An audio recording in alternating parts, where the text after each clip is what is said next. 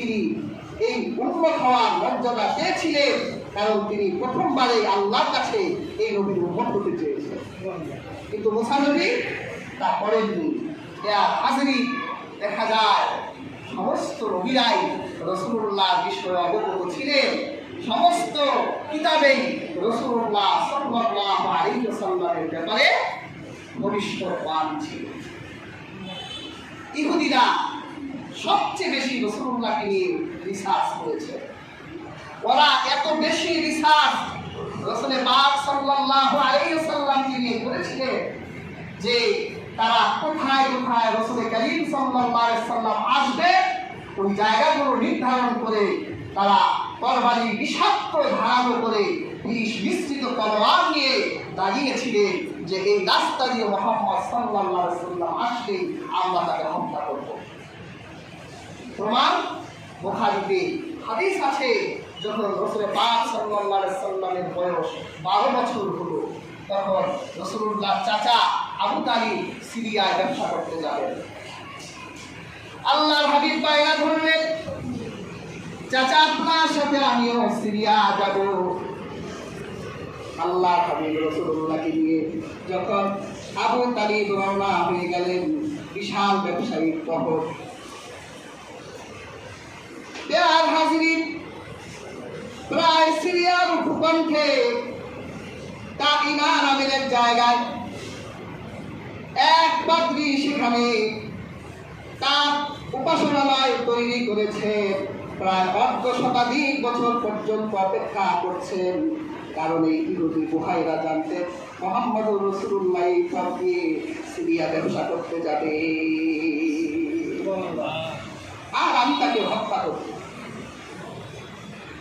তিনি একদিন তার উপাসনালয়ে যাওয়ার সামনে বসা, হঠাৎ করে দূরে এক তেজারতি বহর দেখতে পেলেন, ব্যবসায়িক বহর। প্রচন্ড রৌদ্রের ভিতরে সেই ব্যবসায়ীরা কদম ফেলে ফেলে আসছে, হাঁটি হাঁটি পা পা আসতেছে। তিনি জানালার ফাঁক দিয়ে দেখতে পেলেন এই প্রচন্ড রৌদ্রের ভিতরে একটা মেঘের ছায়া তাকে যেন ছায়া দিচ্ছে। সুবহানাল্লাহ। আর ওই ইহুদি পণ্ডিত জানতেন যে একমাত্র মুহাম্মদুর রাসূলুল্লাহ সাল্লাল্লাহু আলাইহি ওয়াসাল্লামকে, এটা তার সিফত, তার গুণ যে তাকে রৌদ্রের উত্তপ্ত লেলিহান শিখা স্পর্শ করতে পারবে না। আল্লাহ পাক তার সম্মানে মরুভূমির রৌদ্রের ভিতরে তার মাথার উপর মেঘমালা ধরে রাখবে। তিনি তো দেখেই বুঝে ফেললেন, যার অপেক্ষায় ১০ শতাধিক বছর পর্যন্ত এখানে বসে আছি, আমার মনে হয় এই ব্যবসায়ী বহরের ভিতরেই সেই মুহাম্মদ আছে। তাদেরকে দাওয়াত দিলেন, সবাই এলো। আর রাসূলুল্লাহকে একটা মরা গাছের নিচে বসায় রাখলেন।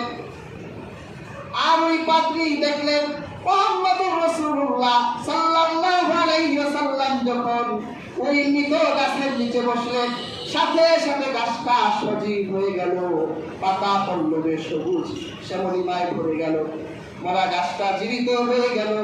তিনি আর সংশয় রাখলেন না, সন্দেহ রাখলেন না। তিনি যে মুহাম্মদের জন্য অপেক্ষা করছেন, এই বালকটি হলো সেই মুহাম্মদুর রাসূলুল্লাহ। সুবহানাল্লাহ। তারপর রাসূলুল্লাহ চাচা আবু তালিবকে ডেকে নিলেন। বুখারীর বর্ণনায় এসেছে, তখন জিজ্ঞাসা করলেন ওই ছেলেটাকে। আবু তালিব মিথ্যা কথা বললেন, আমার ছেলে। পাদ্রী বুহাইরা বলল, না, এই সন্তান তোমার হতে পারে না, তুমি মিথ্যা বলছো, আমাকে সত্য করে বলো। যদি সত্য না বলো তাহলে তরবারি দিয়ে তোমার মাথা নামাই দিল। তখন আবু তালিব বলল, আমার ভাতিজা। বলল, হ্যাঁ, এটাই তোমার ভাতিজা হবে। তুমি কি জানো এই ছেলেটাই হলো আখিরি জামানার নবী। তাকে হত্যা করার জন্য এখানে বসে আছি। এই রাস্তায় কত ইহুদি যাজকরা বসে আছে, তাকে হত্যা করবে। কিন্তু এই বাচ্চার চেহারা দেখে আমার মনে দয়া হয়ে গেল। তুমি এই বাচ্চাকে নিয়ে সিরিয়ায় ব্যবসা করতে যেও না, তুমি বাড়ি চলে যাও। আমার হাত থেকে বেঁচে গেছো, কিন্তু অন্য ইহুদিরা তোমার এই বাচ্চাটিকে হত্যা করে ফেলবে। তারা চায় না আমাদের বনী ইসরাঈল থেকে একজন নবীর ধারা বন্ধ হয়ে কুরাইশদের ভেতর থেকে একটা নবী আসতে কথা চায় না। তখন আবু তালিব রাসূলুল্লাহকে নিয়ে বাড়ি চলে গেলেন।